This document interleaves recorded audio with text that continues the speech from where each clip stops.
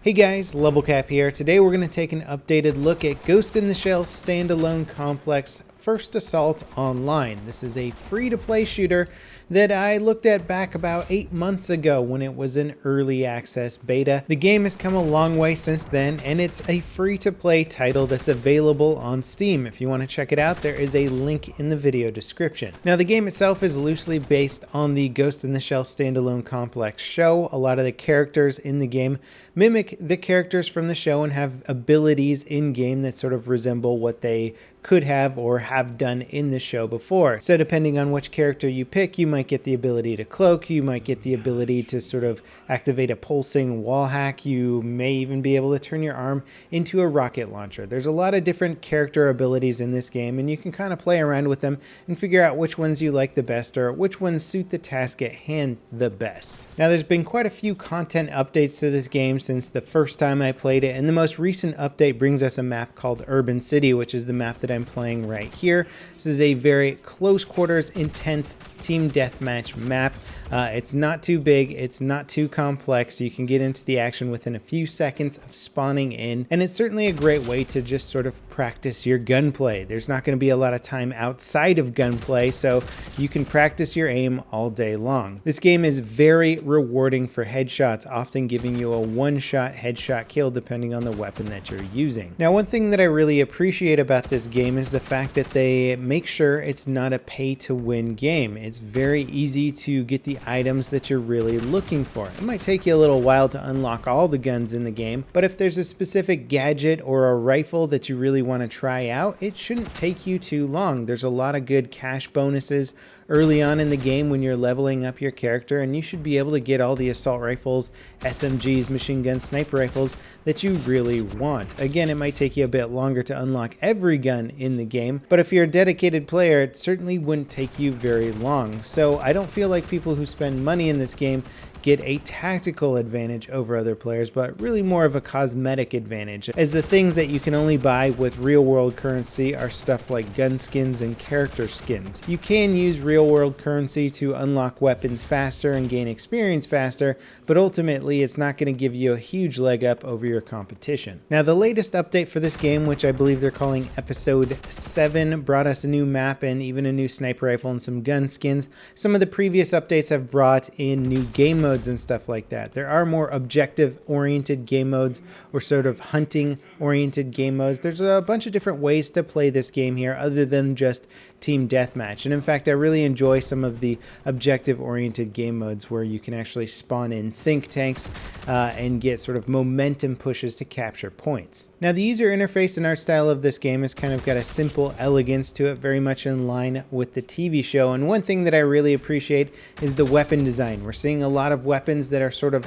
modern weapons that we have in our current day militaries, but they're just sort of upgraded for future use. Now, this 417 here at its very base stock model looks really cool. It looks like your average modern military 417. However, when we go in there and we start customizing it with the really advanced customization system, which also explains exactly what each attachment does, you can start upgrading this thing and making it look like it's some sort of crazy futuristic rifle, which is really cool. I love that.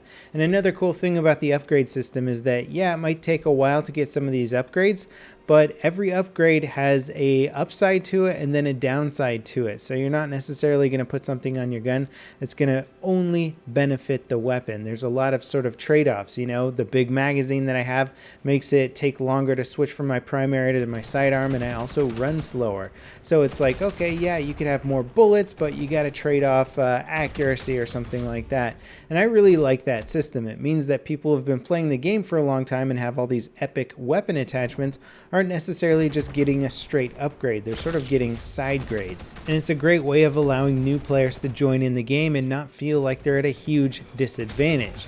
Now, because the time to kill in this game is so powerful and the emphasis on headshots is so powerful, I feel like I could switch over to the basic starter weapons and still do pretty well. Sure, I might prefer my 417 all decked out in the way that I really like it, but if I have to switch over to somebody else's gun or pick one up off the ground that's just a basic starter weapon, I'm not really going to feel like I'm at a huge disadvantage. Now, a cool team play element of this game is skill syncing, where each character gets their own special skill, but when you activate it, it and you're close to another player, you can sync up with them, which is why I was able to run so fast in that previous clip.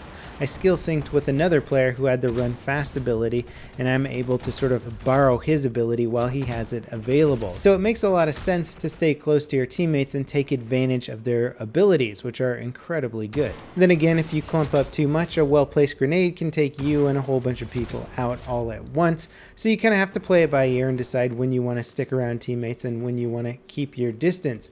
But what I like about the skill syncing system so much is that it actually adds an element of teamwork to just basic game modes like Team Deathmatch, which for the most part in other games don't really end up showing a lot of teamwork, but in this game, using other people's abilities and skill syncing with them can actually have a huge benefit.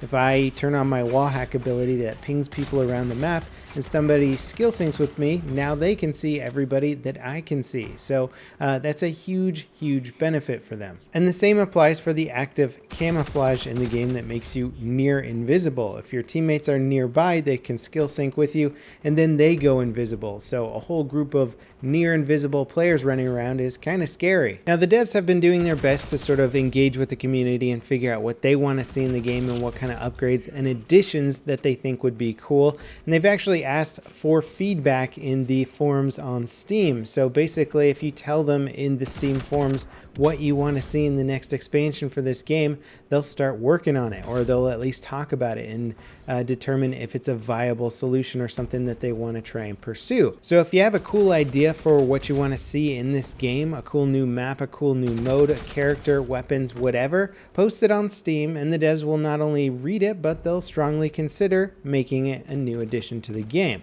Anyway, that kind of wraps it up for this revisit to Ghost in the Shell standalone complex, First Assault Online. Let me know what you guys think of this game, as it is free to play. You can check it out, and again, that link is down below in the video description. As always guys, thanks for watching, and I'll see you next time. This is LevelCap signing off.